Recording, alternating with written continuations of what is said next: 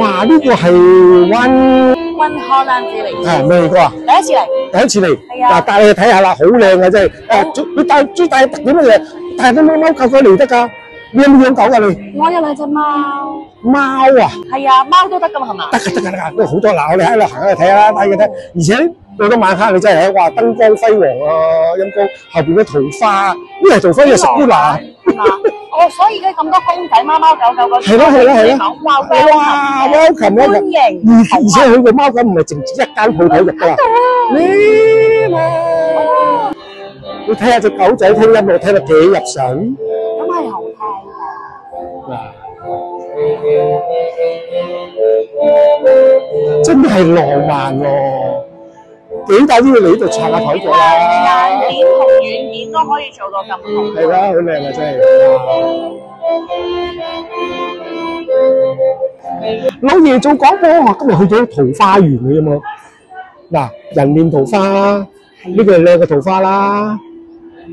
我哋係香港小姐啊，關晴你好。Hello，大家好。點解覺得你今日特別靚咁嘅咧？我諗可能啱啱好個粉紅色個燈咁樣咧，係咩？呢個地方又人傑地靈咁樣咧。係真係呢個地方我真係未嚟過啊！嗱，咁啱嘅咁似得咁啊，偶爾㗎嚇，冇嘢去。我哋係 One Holland Village， 哇！1號荷蘭村係咪啊？係啊，點解係咁靚咧？新嘅 building 嘅，好似舊年要開幕啊！以前呢度係咩啊？係 car park 嚟㗎，係停車場嚟㗎。咁突然嘅，係啊！有啲咩原因會有個 concept 咁樣去起㗎？主要係荷蘭村咧，就係新加坡比較現代化，即係中西文化混合嘅咧。但係佢唔係因為同荷蘭呢個國家有關係，係一個英國嘅建築師叫做 Holland， 佢姓 Holland，所以佢係設計呢個以前嘅荷蘭村嘅，所以咧佢叫做荷蘭村啦。難怪啦，佢同荷蘭一啲關係都冇啊！我以為佢賣荷蘭水蓋嗰啲多。係啊，我想攞個荷蘭水蓋，荷蘭水即係汽水啦，大家知㗎啦。香港人有冇講過咧？係啊，坐荷蘭水蓋㗎以前。哦，嗱，佢係香港小姐，係中國小姐，香港區嘅第二都唔錯啦。還好啦。老爺 top 5都冇份。你喺我心裏面係就得啦。冇嘅，今日雖然係雞髀打人牙教軟啫，都唔使講好話嘅。收咗咁多嘢，咁啊要嘅。